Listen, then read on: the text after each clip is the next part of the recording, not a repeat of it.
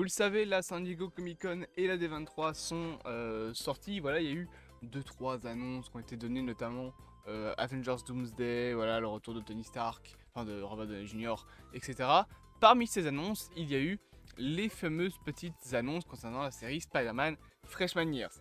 Vous le savez peut-être si vous suivez un petit peu la chaîne, Spider-Man Freshman Years ou Your Friendly Neighborhood Spider-Man maintenant, c'est une série que j'attends personnellement un minimum, ou en tout cas que j'attendais.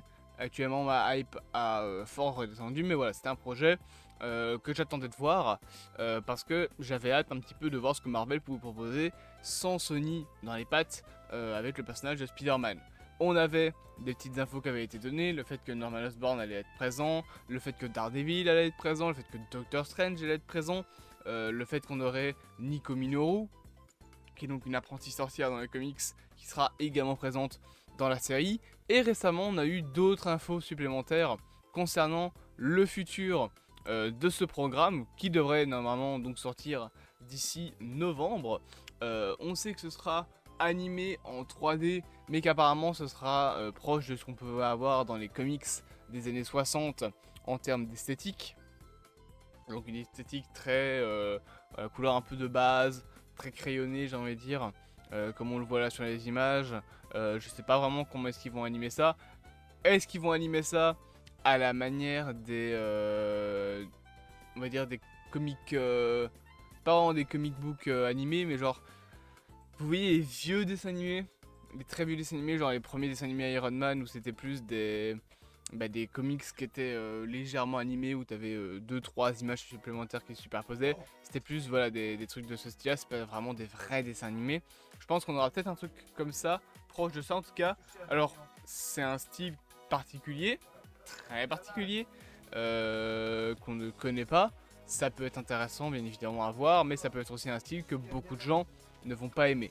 On verra.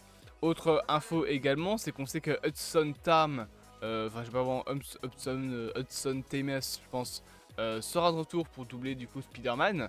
Il avait déjà doublé le personnage dans What If dans la première saison, c'est notamment lui qui remplaçait Tom Holland qui n'était pas disponible pour jouer le personnage pour la série. Donc il a plus ou moins la même voix que Tom Holland, donc on se rapproche, c'est une version un peu proche de Tom Holland en termes de Spider-Man. De toute façon, c'est le visage un petit peu de Spider-Man actuellement au cinéma. Tom Holland, d'ailleurs on voit même que ça, je vais pas dire que ça déteint, mais on voit même que son visage a été inspiré pour les remasters du jeu sur PS4. Voilà, il y a la première tête de Spider-Man à l'époque qui ressemblait plus à Andrew Garfield, je trouve, et la deuxième tête est beaucoup plus proche de ce qu'est Tom Holland. Donc voilà, on sent qu'ils veulent en faire le nouveau visage de Spider-Man pour au moins les, on va dire, 10 prochaines années. Donc voilà, on sait que on aura le retour d'un personnage, enfin d'une personne qui avait déjà doublé Spider-Man. Autre information concernant le doublage, c'est cette fois-ci concernant le personnage de Norman Osborn. Voilà, vous le savez, Norman Osborn sera présent dans la série. Il servira un petit peu de mentor pour Peter. Et bien il sera doublé par Coleman Domingo, qui était un acteur, voilà, si vous suivez un petit peu les actus, vous le savez, qui était beaucoup rumorisé, enfin pas vraiment rumorisé, mais qui avait beaucoup été fancast pour le recast de Kang.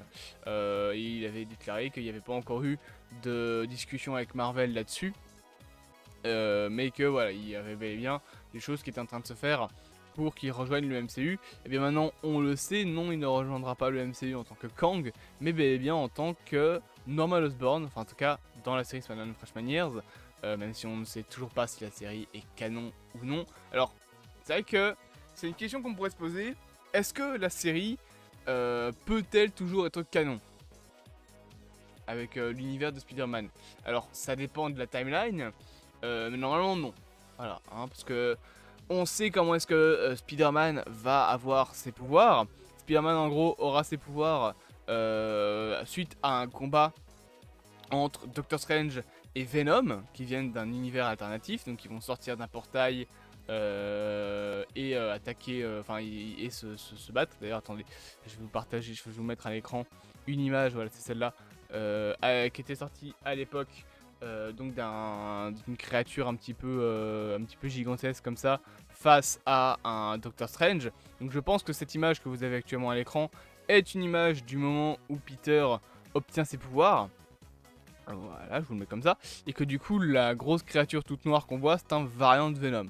Et donc, dans cette timeline-là, Spider-Man, pardon, il manquait un S, aura ses pouvoirs grâce à une araignée venant d'une autre dimension, en tout cas peut-être pas d'un autre univers, mais en tout cas venant d'une autre dimension, qui va arriver à travers un portail lors d'un combat entre Strange et Venom, et ensuite mordre Peter Parker. C'est une origin story différente de ce qu'on a dans les comics, puisque dans les comics, bah, c'est une araignée radioactive, etc., qui vient d'un laboratoire. Voilà, c'est un petit peu différent l'origin story. Là, c'est plus lié à la magie.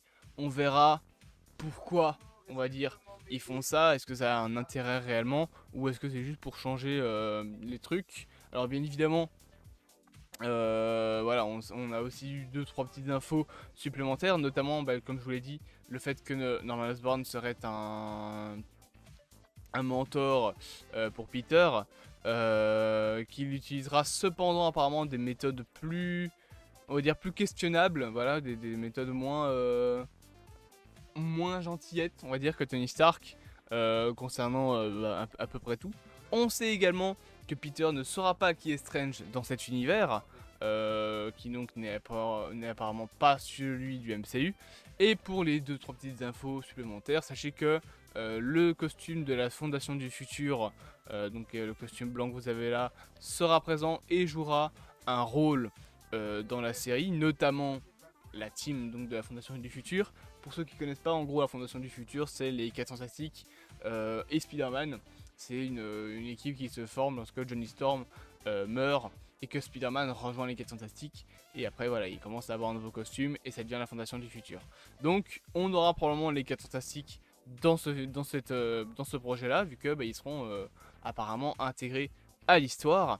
Et le dernier truc qu'on pourra dire, c'est, bon oui, je vous ai dit que Daredevil et Nico Minoru allaient apparaître dans la série, mais Iron Man sera également présent dans ce projet. Il fera également une petite apparition. Et j'espère que cette petite info vous auront plu. Bien évidemment, n'hésitez pas à vous abonner, à partager, blablabla, vous connaissez la chanson, il fait chaud là-dedans. Et on se dit à bientôt pour de prochaines aventures.